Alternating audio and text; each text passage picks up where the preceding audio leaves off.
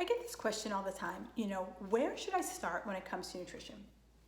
And, I think the best way to think about nutrition is that it's like a pyramid, right? And, you want to start with the base first. And for me, I don't care if you're following Whole30, Paleo, Atkins, Keto, whatever. But I always ask these 4 questions. Put it through my reps formula, right?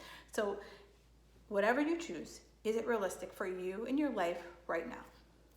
Are you excited about it? The foods, your food choices, whatever the rules are around this particular nutrition protocol, are you excited about it? Can you make a plan for it? So vacations, birthday parties, just random nights out with your sweetie, that kind of thing. Does it cause a lot of mental gymnastics? And then lastly, is it sustainable? Could you see yourself doing this 3 months, 3 years from now? All right, that's what I run myself through, and that's what I run all my clients through when they ask me, hey, Kim, what do you think about blah, right? So that's the 4 steps that I run it through. And if you find a chink in any of those things, it's time for you to revisit, all right? But when it comes to, this is like general overall nutrition, like if this was nutrition 101, the first place I want you to start is being mindful of what you are eating. Just be present. Eat. Take in the taste, the sensations. How does it feel on your tongue? How does it smell? Just like have that full experience with your food. Okay? And if that means, you're turning off the TV, you're not scrolling through Instagram or Pinterest or whatever the heck, you are just sitting there you're sitting there enjoying your meal. You could be talking with, mildly talking with, your spouse, partner, but also in the same kind of category, I want you to start eating when you're hungry, right? There's this whole rule, and I followed it for years. You had to eat, 5 to 6 meals a day. And I want to try to break you of that. For many of you, I was overeating. For the amount of activity I was doing, I was eating too much for that. So I had to scale back my eating, and I ate by a clock for a really long time. So now I want you to start thinking about, when I start to feel hungry, I eat. When I'm not hungry, I don't eat. And so I know that right now we're in a situation where we're home all the time, and our hunger cues might be a little heightened and triggered by boredom or stress. And so before you kind of make that 20th trip to the kitchen, I want you to ask yourself, like, am I hungry? Am I angry? Am I lonely? Am I stressed? Like, what's going on, right? Because when I can ask myself that question, it gives me a chance to press the pause button, so that I might be able to make a smarter choice. Now, if you press that pause button and you still want to just go ham on that chocolate bar, go ham in that chocolate bar. But at least you were starting to be more mindful and more present about the food that you're about to eat. And when you're eating it, I want you to be present with it so that you can enjoy and savor it versus just like wolfing it down. Just this quick aside before I move on. I took a meditation program several years ago, and she was teaching us about being mindful. And we had to, or we didn't have to, but she gave us a Hershey Kiss, and it's like this big, right? We had to look at the Hershey Kiss, then we had to slowly unwrap it, feel the foil in our hands, we put it in our mouths, we let the chocolate, we couldn't bite it, we had to let the chocolate melt in our mouth, and just savor and enjoy the chocolate. Holy moly, right? So this is what mindful eating is, okay? And I'm not saying you have to do that with your chocolate bar, but I'm just saying pause. Don't just throw it in your mouth. All right, so then the second part of the puzzle is calories. Now, I don't want you to turn into, calorie counting Carol. But what I'm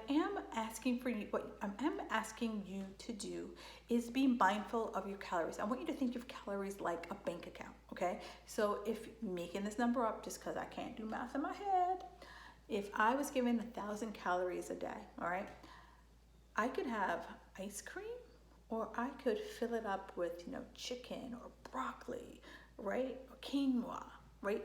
And so like what would be, calorically smart, nutritionally smart versus ice cream?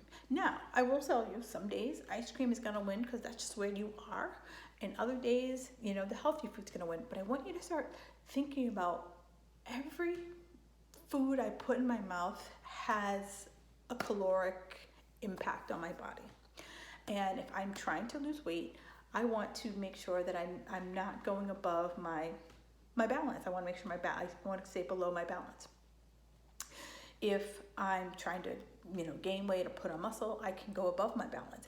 Now, I'm not saying you have to balance to the penny every day, but calories help you to be mindful of the choices that you make, so that, some days you might be a little high, and that's okay. And some days you're going to be a little lower. That's okay. As long as at the end of the week, it kind of comes out in the wash.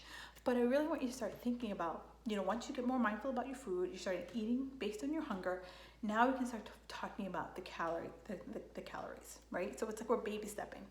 Once we get that under our belts, then we start talking about food quality, right? So now we can talk about, am I going to ask anyone to go out and buy organic foods? No, I'm not going to do that. Can you afford organic foods? Great, wonderful, buy it. Can you afford to shop at Whole Foods? Awesome, go for it, right? But I'm going to ask you, based on your budget, buy the best quality food you can, and avoid, you know the drill. Avoid the overly processed food, right? Kraft macaroni and cheese, delicious. Gino pizza rolls, delicious, but they're highly processed, right? So it's something that I wouldn't have all the time, but it's a every now and again food, okay? Then we can talk about macros. You've heard the term, if it fits in your macros, I'm eating to my macros, whatever the terminology is, you've heard it. This is when we can start getting into this level. This is like, we're now into like algebra, right? We've been doing like basic math, some fractions. Now we're into algebra.